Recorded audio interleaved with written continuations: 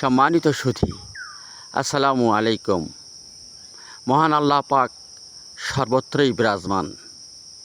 আমরা আল্লাহকে পাওয়ার জন্য মসজিদ, মন্দির, গির্জা ও অন্যান্য ধর্মীয় প্রতিষ্ঠানে যাই, কিন্তু দুঃখের বিষয় যে আমরা হাসপাতাল,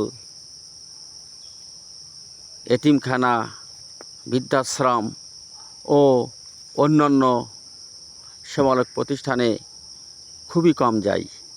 আমরা ধর্মীয় প্রতিষ্ঠানগুলোতে বেশি বেশি করে দান খয়রাত করি, কিন্তু সেবামূলক প্রতিষ্ঠানগুলোতে দান খয়রাত করি না।